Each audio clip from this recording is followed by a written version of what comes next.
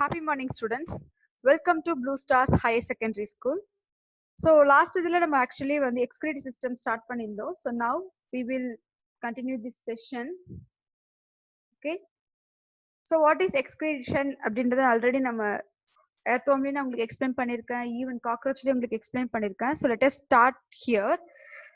The elimination of nitrogenous waste and salt and water balance are performed by well-developed excretory system.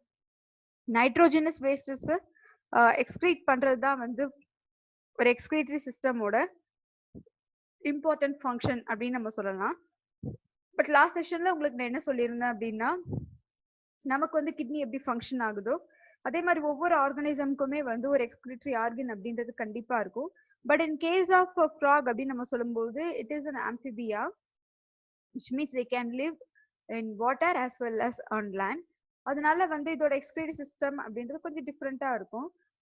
இதோட excretory system பாத்தீங்கன்னா இதுக்கு even they have kidney, but அதை நம்ம என்ன சொல்லுவோம் அப்படின்னு பாத்தீங்கன்னா யூரினோஜெனிட்டல் சிஸ்டம் அப்படின்னு சொல்லுவோம், இல்லைன்னா urinogenital organ அப்படின்னுவோம்.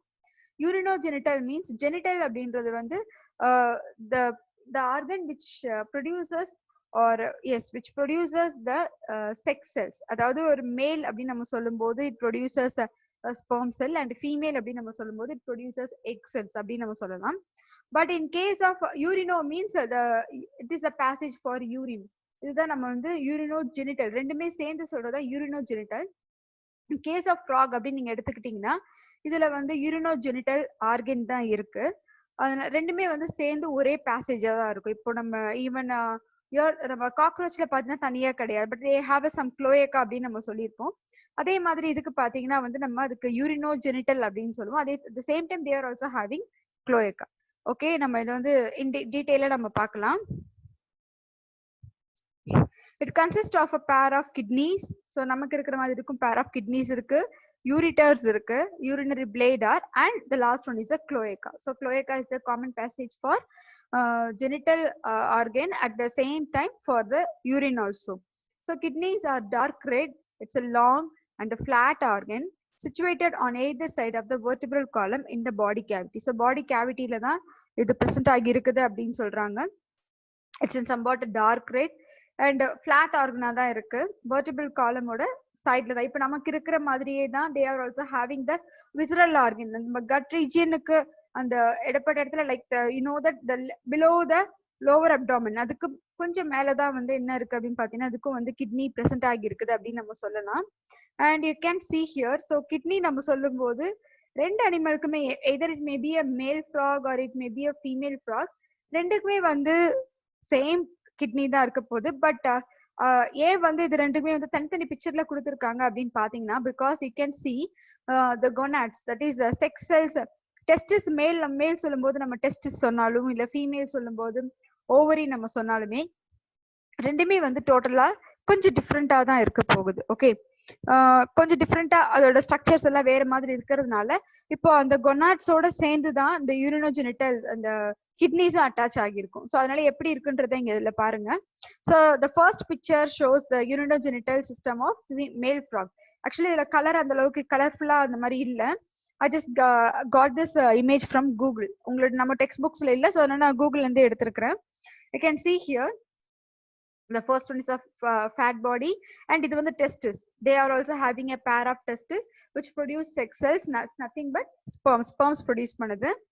And this one is a mesorchium and இது adrenal glandல கிட்னில இருக்கும் இல்லையா அதுதான். இது வந்து left kidney and this one is the right kidney. They also have a pair of kidneys and urinogenital duct. இந்த urinogenital duct என்ன அப்படின்னு பாத்தீங்கன்னா this is a common duct for urine as well as the producing the sperm cells. So ரெண்டு ஃபங்க்ஷனுக்குமே வந்து ஒரு காமனா use பண்ணக்கூடிய ஒரு டக்ட் அப்படின்னு சொல்லணும். And this is the part of rectum and this is seminal vesicle. So seminal vesicle எதுக்காகன்றது நமக்கு தெரியும். It's a place where the sperms are stored. So store பண்றதுக்கான ஒரு பிளேஸ். அண்ட் இது urinary bladder and this the cloacal aperture, this cloacal chamber and the last one is the cloacal aperture. Okay, and இதுதான் வந்து நம்ம மேல் பார்ட்ல நம்ம மேல் ஃப்ராக் அப்படின்னு நம்ம சொல்லும் போது இதுதான் வந்து யூரினோஜெனிட்டல் ஆர்கன். அடுத்தது வந்து ஃபீமேல பாத்தீங்கன்னா this is the second picture or second diagram represent the urinogenital system of female frog.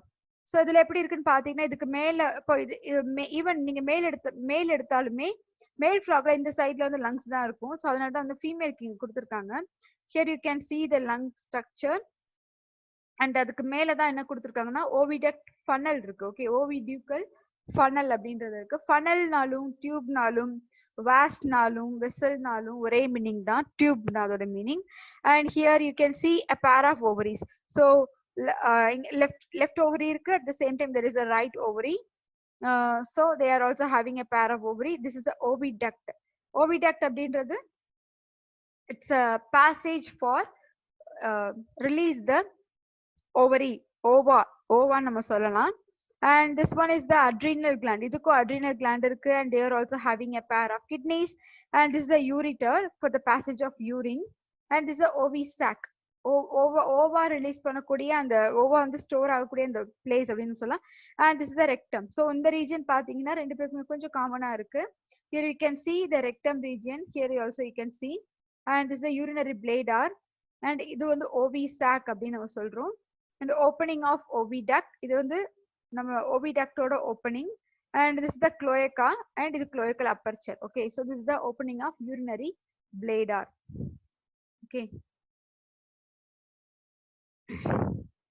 So kidney or mesonephric. So mesonephric பாத்தீங்கன்னா நெஃப்ரான் இருக்கு. இப்போ நம்மளோட கிட்னி ஸ்ட்ரக்சர்ஸ் நம்ம சொல்லும் போது நெஃப்ரான் இஸ் வெல் டெவலப்ட் அப்படின்னு நம்ம சொல்லலாம். பட் இது வந்து mesonephric in the sense middle இருக்கக்கூடிய நெஃப்ரிக் ரீஜன், நெஃப்ரான் ரீஜன் அந்த மாதிரி நம்ம சொல்லலாம். Several nephrons are found in each kidney. So ஒவ்வொரு நம்ம சொல்லியிருக்கோம் they have a pair of kidneys. So left சைட்லயும் ஒரு கிட்னி இருக்கு, right side also they have kidney. So இதுல வந்து நிறைய நெஃப்ரான்ஸ் நமக்கு இருக்கிற மாதிரி இருக்கு. they separate nitrogenous waste from the blood and excrete urea. இதுல நைட்ரோஜனஸ் வேஸ்ட் எல்லாமே பிளட்ல இருந்து மேக்ஸிமம் கிட்னியோட ஃபங்க்ஷனே நமக்கு தெரிஞ்ச ஒரு விஷயம் தான். பிளட்ல இருந்த நைட்ரோஜனஸ் வேஸ்ட் எல்லாத்தையும் ரிமூவ் பண்றது அதோட வேலை, right? So they separate nitrogenous waste from the blood and excrete urea. So frogs are called ureotelic organism. அதனால frogs என்னன்னு சொல்றாங்க அப்படின்னு பாத்தீங்கன்னா they called as a ureotelic in the sense they excrete urea. யூரியாவை excrete பண்ணக்கூடிய animals நம்ம ureotelic organism அப்படின்னு நம்ம சொல்லுவோம். ஸோ அந்த அனிமல்ஸ் அந்த ப்ராசஸ் நம்ம என்ன சொல்லுவோம் அப்படின்னு பாத்தீங்கன்னா it is called as a ureotelism. Okay, ureotelism அப்படின்னு நம்ம சொல்லுவோம். A pair of ureters emerges from the kidney and open into the cloaca. So இதுல இருந்து நம்ம ஒன்ஸ் அந்த யூரிட்டர்ல இருந்து pair of ureter அப்படின்றது கிட்னிஸ்ல இருந்து வரும். So what is the function of kidney? We know that it purifies the nitrogenous waste from the blood. பிளட்ல இருந்து nitrogenous வேஸ்ட remove பண்ணி அதை ரிமூவ் பண்ணி எந்த இடத்துக்கு அனுப்பணும் அப்படி பாத்தீங்கன்னா ஒரு பாசேஜ் வழியா போகணும் இல்லையா? அந்த பாசேஜ் தான் என்னன்னு பாத்தீங்கன்னா they have ureters. Okay, for both male and female ரெண்டு பேருக்குமே வந்து இருக்கக்கூடிய ஒரு காமனான ஒரு பாத்வே நம்ம சொல்லலாம். From the kidneys and open into the cloaca. So cloaca open ஆகுது. A thin walled and paired urinary bladder is present ventral to the rectum and opens into the cloaca. So cloaca at last open ஆகுது அப்படின்னு நம்ம சொல்லலாம். And you can see here கிட்னில இருந்து ஒரு passage இருக்கு. So இது வழியா தான் cloacal apertureல open ஆகுது. Okay. So next we are going to see about reproductive system in frog. So coming to the reproductive system, இதுக்கு urinogenital already நம்ம மென்ஷன் பண்ணிருக்கிறோம்.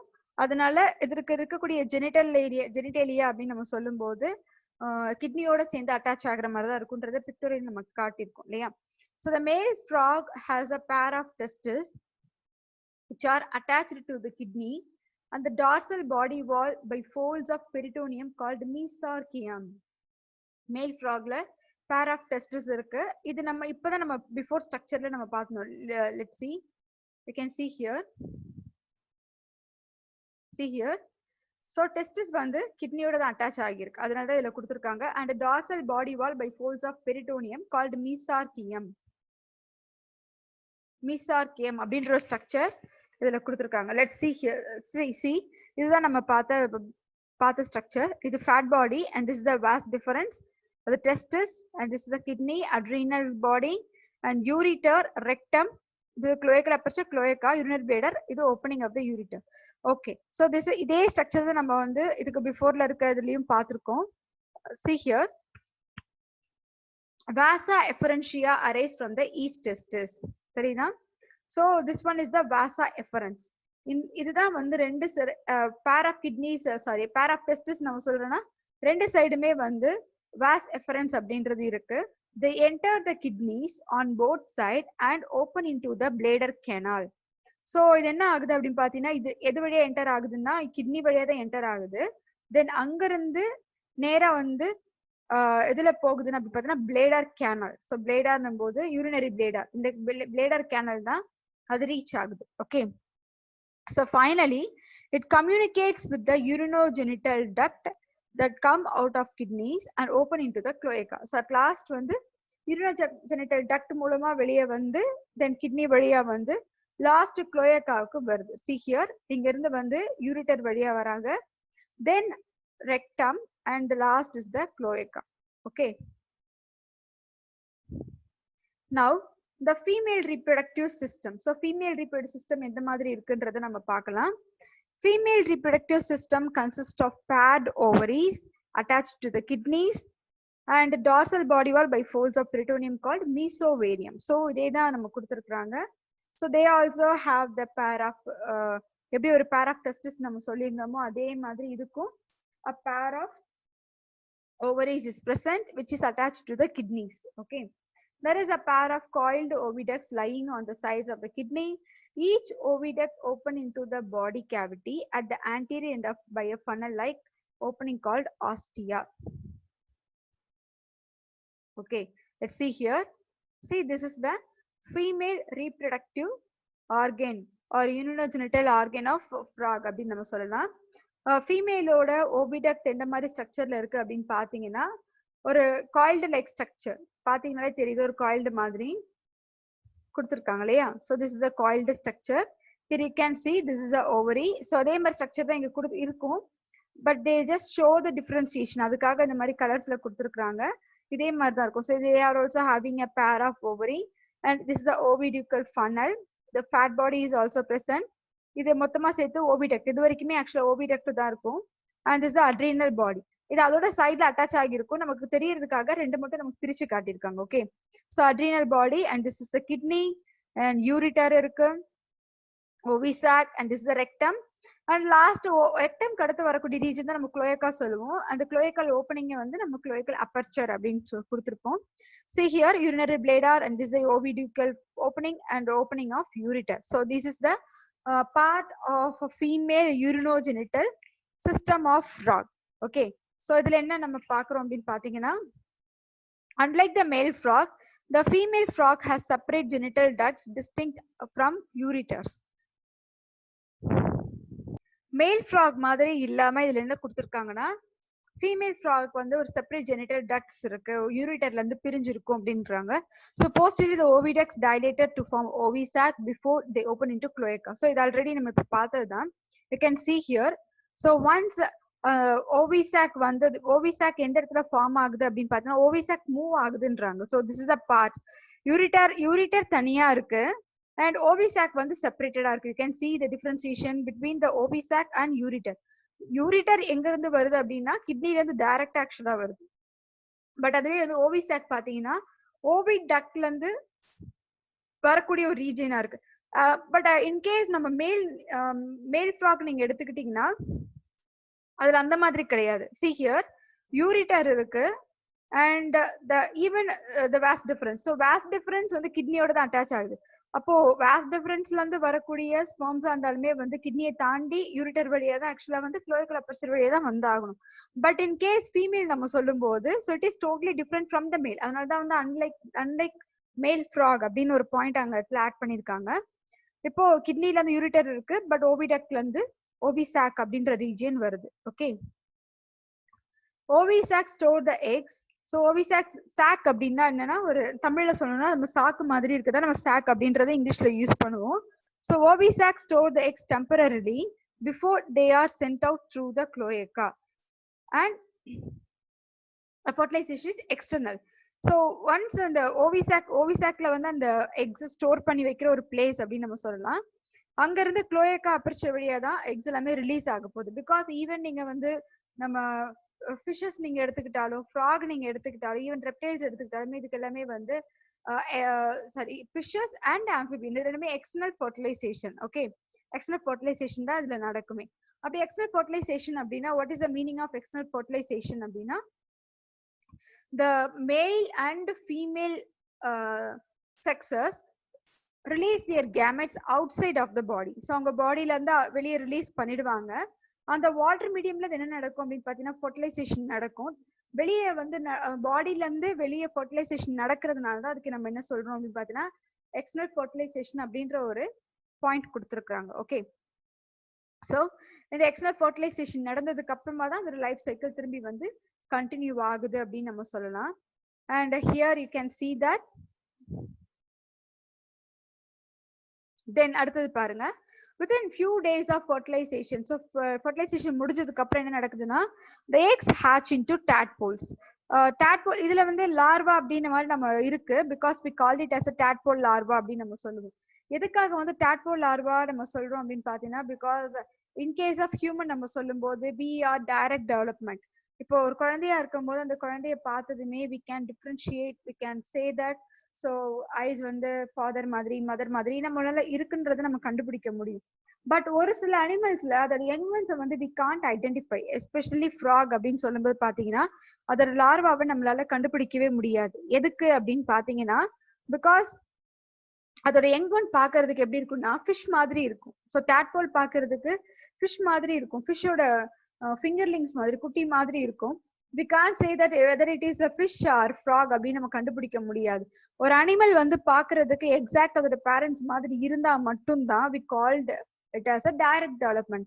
in case இந்த பேரண்ட்ஸ் மாதிரி அது ஒத்து போகல அப்படின்னா we call them as indirect development. அதனாலதான் அதுக்கு நம்ம ஒரு லார்வா அப்படின்னு ஒரு இன் பிட்வீன்ல லைஃப் சைக்கிள் நம்ம பேர் வைக்கிறோம். Okay, so egg, larva, pupa, adult அந்த மாதிரி ஸ்டேஜ்ல லார்வான்னு ஒரு ஸ்டேஜை தாண்டுச்சு அப்படின்னாலே கண்டிப்பா அந்த அனிமல் வந்து ஒரு இன்டைரக்ட் டெவலப்மெண்ட் தான் இருக்கும். ஓகே, லார்வான்னு வந்தாலே அது இன்டைரக்ட் டெவலப்மெண்ட் தான். இப்போ இந்த இடத்துல டேட்போல் லார்வாவா இருக்கும், எக் வந்து ஹேட்ச் ஆகி டேட்போலா மாறும். A newly hatched tadpole lives off the yolk stored in its body. So புதுசா ஹேட்ச் ஆகிற டேட்போல் என்ன ஆகும் அப்படின்னு பாத்தீங்கன்னா யோக் அதுல இருக்கு ஸ்டோர் ஆகி இருக்கு. It gradually grows larger and develop 3 pairs of gills.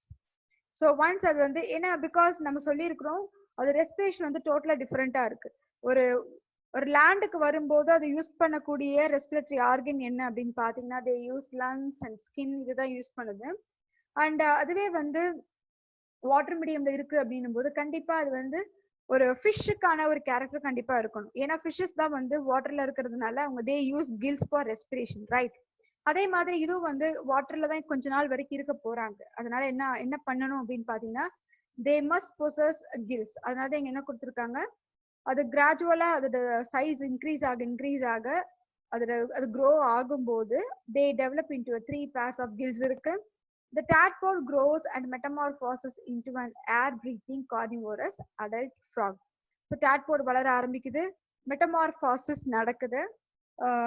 அங்கிருந்து வாட்டர்ல இருக்கக்கூடிய ஒரு அனிமல்ல இருந்து ஒரு ஏர் பிரீத்திங் லேண்ட் அனிமலா மாறப்போகுது. At the same time it's a carnivore adult ஃப்ராகா மாறப்போகுது.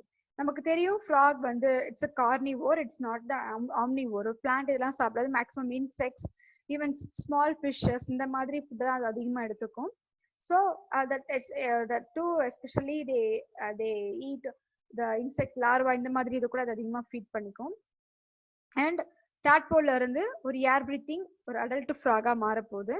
Legs grow from the body and the tail and gills disappear.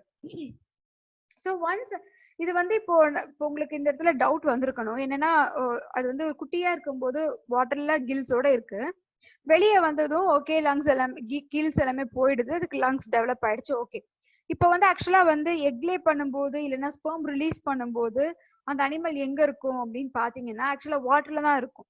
அப்படி வாட்டர்ல இருக்கும்போது அப்ப எப்படி அது வந்து பிரீத் பண்ணும் அப்படின்னு பாத்தீங்கன்னா அந்த நேரத்துல வந்து அது என்ன யூஸ் பண்ணும் அப்படின்னா they use skin for respiration. ஏன்னா நம்ம லேண்டுக்கு வந்ததுமே நம்ம என்ன சொன்னோம், அதோட ஸ்கின் கொஞ்சம் மாய்ஸ்சரா இருக்கும், லங்ஸ் யூஸ் பண்ணும், ஸ்கின் யூஸ் பண்ணும் நம்ம சொல்லிடணும். But at the same time adult ஆனதுக்கு அப்புறமா, அடல்ட் ஃப்ராகா மாறினதுக்கு அப்புறம் எதர் இட் மே பி அ மேல் ஃப்ராக் ஆர் ஃபீமேல் ஃப்ராக், ரெண்டில் நம்ம யாரானாலும் எடுத்துக்கலாம்.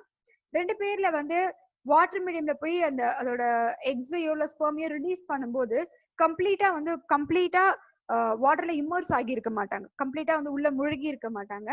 பட் அதோட அந்த அந்த நேரத்துல உங்களோட பாடி எப்படி இருக்கும் அப்படின்னு பாத்தீங்கன்னா பார்ஷியலா வந்து வாட்டர் இருக்கும். அதாவது தலை வந்து ஏர்ல தெரியும், பாடி மட்டும் வாட்டர்ல சப்மர்ஜ் ஆகிருக்கும்.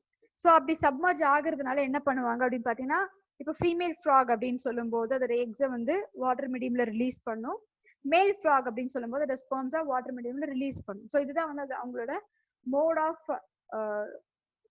லைக் செக்ஷுவல் ரீப்ரொடக்ஷன் அப்படின்னு நம்ம சொல்லலாம்.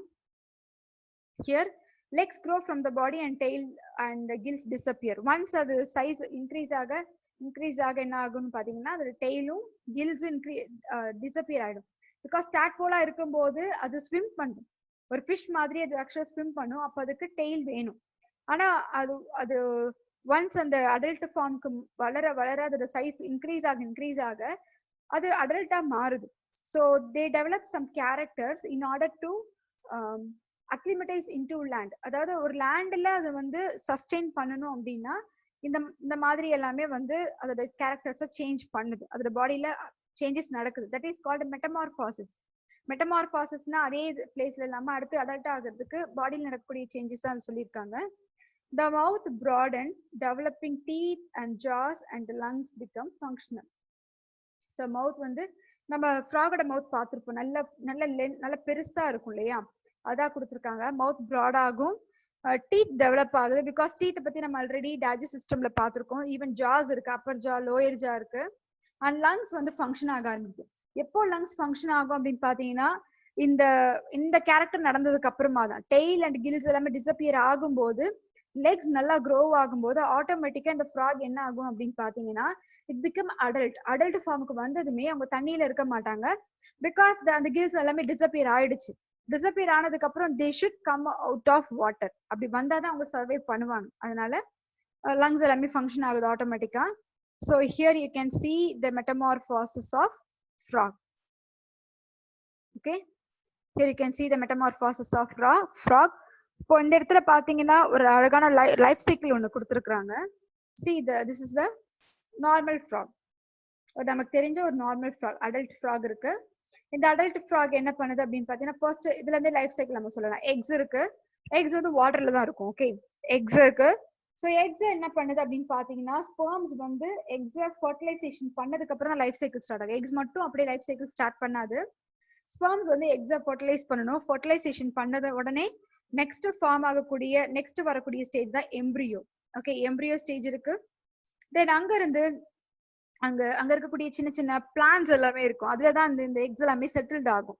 எக்ஸ் எல்லாமே தண்ணியா அடிச்சுட்டு போயிடாது அப்படின்னு நமக்கு யோசிக்கலாம்.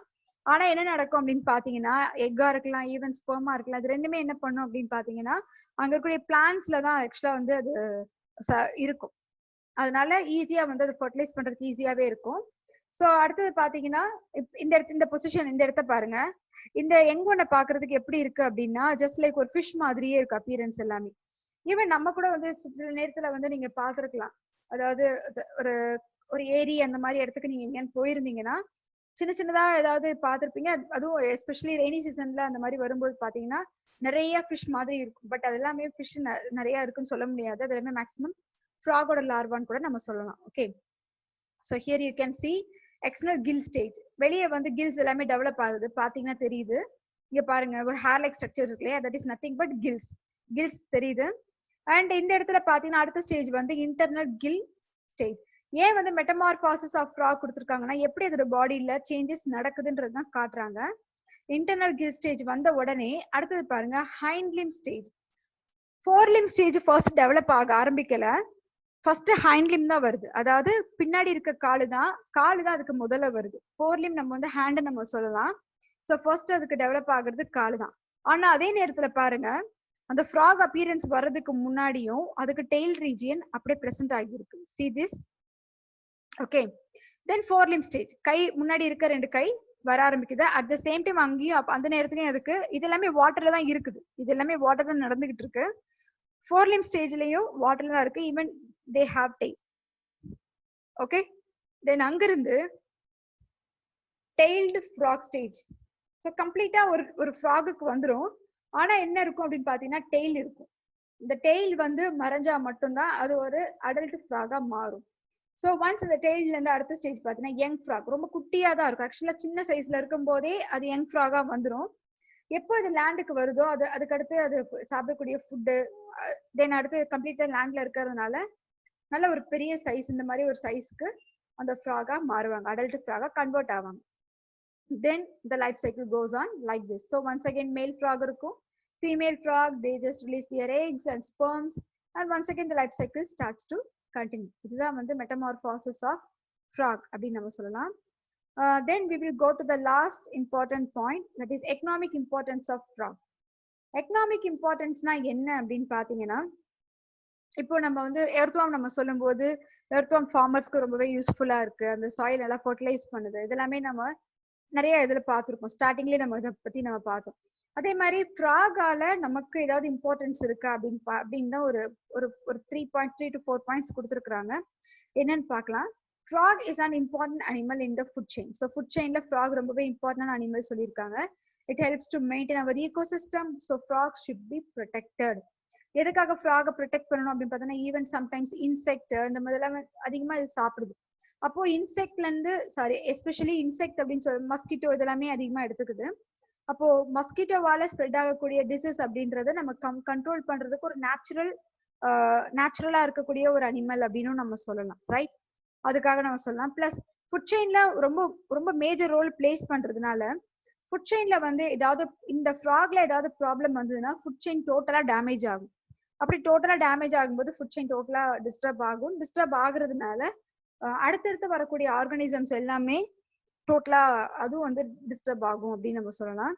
Frogs are beneficial to man since they feed on insects and help in reducing insect pest population. So frogs என்ன பண்ணுது அப்படின்னா இன்செக்ட்ஸ் சாப்பிடுது. அப்போ இன்செக்டால வரக்கூடிய இப்போ இன்செக்ட்ஸ் இப்போ நிறைய பேர் அக்ரிகல்ச்சர் லேண்ட் எல்லாம் நம்ம கிட்ட இருக்கு அப்படின்னு பாத்தீங்கன்னா, அந்த அக்ரிகல்ச்சர் லேண்ட்ல போட்டிருக்க ரைஸா இருக்கலாம், இப்போ ஈவன் கிரெயின் பிளான்ஸ் ஏதோ சம்திங் நம்ம யூஸ் பண்ணும்போது அந்த இன்செக்ட்ஸ்னால அது டேமேஜ் ஆகும், ரைட்?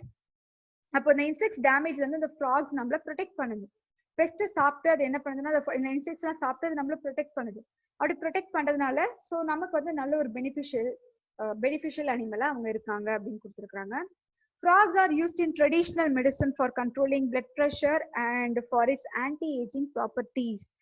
So frogs என்ன பண்றாங்க அப்படின்னு பாத்தீங்கன்னா ட்ரெடிஷனல் மெடிசனாவும் யூஸ் பண்ணிக்கிட்டு இருக்காங்க. எதுக்காகனா பிளட் ப்ரெஷரை கண்ட்ரோல் பண்றதுக்கு ஒரு மெடிசனாவும் சொல்றாங்க. At the same time anti ageing properties. Anti ageing நமக்கு தெரியும், ஒரு சர்டன் ஏஜுக்கு அப்புறம் நமக்கு என்ன ஆக ஆரம்பிக்கும் பாத்தீங்கன்னா நம்மளோட செல்லுல இருக்கக்கூடிய டீலோமியர் அப்படின்றது டெஸ்ட்ராய் ஆகும். டெஸ்ட்ராய் ஆகும்போது நமக்கு ஆட்டோமேட்டிக்கா ஏஜிங் ப்ராசஸ் நடக்கும். வயசான தோற்றம் அப்படின்றது வர ஆரம்பிக்கும். அந்த வயசான தோற்றத்துல இருந்து ப்ரொடெக்ட் பண்றதும் ஃப்ராக் அப்படின்றத கொடுத்துருக்காங்க. இன் USA, Japan, China and northeast of India, frogs are consumed as delicious food as they have high nutritive value. எல்லா ஃப்ராக்ஸும் கிடையாது, ஒரு சில ஃப்ராக்ஸ் மட்டும். பிகாஸ் நான் சொல்லியிருக்கிறேன் ஃபாரஸ்ட்ல நிறைய கலர்ஃபுல் ஃப்ராக்ஸ் இருக்கும், அது எல்லாமே பாய்சனஸ் ஃப்ராக். ஓகே, டாட் ஃப்ராக் அப்படின்னு சொல்லுவாங்க. யூஎஸ்ஏல, Japan, China, even north east of India சைட்லயும் நார்த் ஈஸ்ட்ல வந்து இது ஃபுட்டா கன்சியூம் பண்றாங்கன்னு கொடுத்துருக்காங்க. எதனால அப்படின்னு பாத்தீங்கன்னா அதுல வந்து ஒரு ஹை நியூட்ரிட்டிவ் வேல்யூ இருக்கு. ஸோ அதனால நிறைய பேர் வந்து இதை கன்சியூம் பண்ணிக்கிட்டு இருக்காங்க அப்படின்னு சொல்றாங்க. Okay, so it is also beneficial for human beings. நமக்கு ஒரு நல்ல ஒரு இன்செக்டை கண்ட்ரோல் பண்ணக்கூடிய ஒரு அனிமலாகவும் இருக்காங்க. அட் த சேம் டைம் நமக்கு பெனிஃபிஷியல் கொடுக்கறதாகவும் இருக்காங்க.